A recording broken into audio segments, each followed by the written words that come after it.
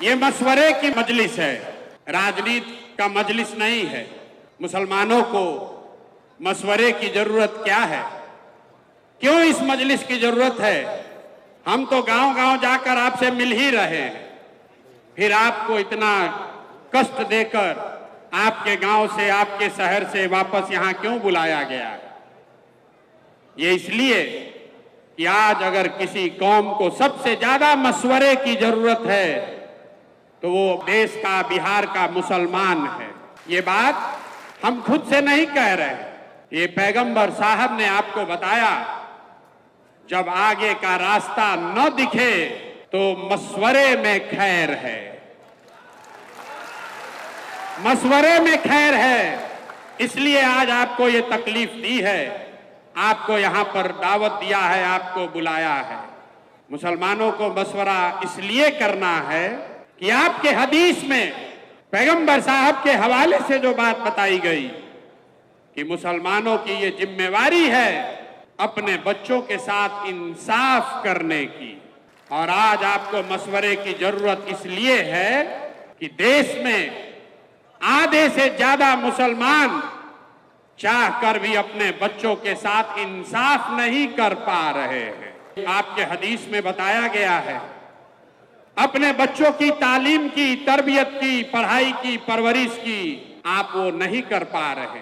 तो मशवरा इसलिए करना है कि इस व्यवस्था को कैसे सुधारा जाए ताकि मुसलमान होने के नाते आप अपने बच्चों के साथ इंसाफ कर सकें।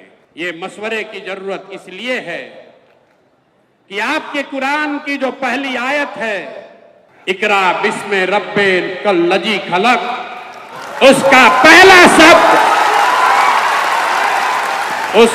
पहला शब्द इकरा, जिसका मतलब है पढ़ो, जिसका मतलब है पढ़ो। और आज आप वो कौम बन गए हैं जो देश का सबसे अनपढ़ कौम है। इसलिए आपको मशवरे की जरूरत है, आपको मशवरे की इस मजलिस में आने की इसलिए जरूरत है।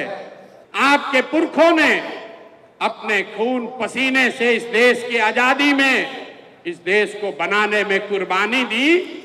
उसी देश के पार्लियामेंट में, उसी देश के पार्लियामेंट से ऐसे कानून बनाए जा रहे हैं जिससे मुसलमानों का एक बड़ा वर्ग अपने आप को असहज महसूस कर रहा है।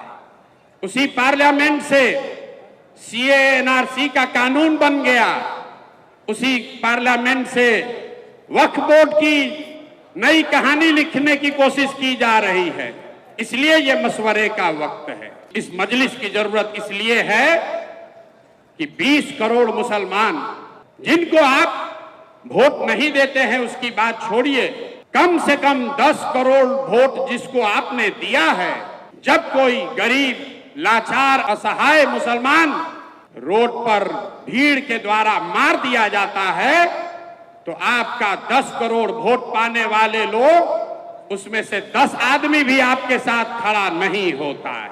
इसलिए मशवरे की जरूरत है, इसलिए ये आज मजलिस बुलाई गई है, इसलिए ये मजलिस बुलाई गई है कि मिलकर मशवरा करके कोई ऐसा रास्ता निकालें कि इन बातों पर अमल किया जा सके।